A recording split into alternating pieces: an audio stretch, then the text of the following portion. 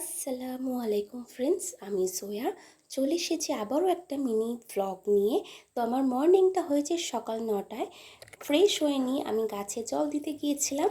বেশি কাজ নেই, ওই একটা গোলাপ চারা, একটা অ্যালোভেরা, একটা তুলসী, আর আমার মা একটা টবে কিছু ঘাসও পুঁতে দিয়েছে। ব্রেকফাস্টে চাউমিন আর লাল চা খেয়ে আমি কাজে লেগে পড়েছিলাম। তখন বাজে বেলা 12টা। ফ্রিজে কলমি শাক ছিল, তো ভাবলাম আজ কলমি শাকটা ভাজা করি। তো তারই সাথে দেখতে পাচ্ছ যে আমি ভাতটা বসিয়েছিলাম, ভাতটা অলরেডি ফুটে গিয়েছে। শাক আমি কেটে নিয়েছি, তার সাথে একটা ছোট্ট আলুও দিয়েছি। এবার গরম তেলে পেঁয়াজ কুচি, কাঁচা লঙ্কা দিয়ে আমি বেশ কিছুক্ষণ একটু নেড়ে নেব। পেঁয়াজটা বেশ হালকা হালকা ভেজে নিয়েছি। এবার শাকগুলো দিয়ে আমি নুন আর হলুদ দিয়ে ভালো করে একটু নেড়ে নিয়ে আমি ঢাকা দিয়ে দেব। তো রান্নার পর কিছু বাসন পড়েছিল, তো সেগুলো এবার আমি মেজে নেব।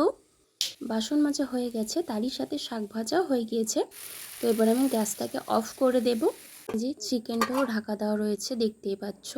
তো এবার আমি স্নানে যাব।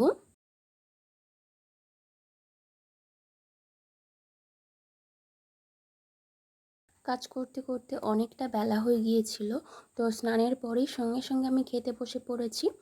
তো ফ্রেন্ডস, আজকের ভিডিও এইটুকুই। দেখা হচ্ছে অন্য কোনো মিনি ব্লগের সাথে।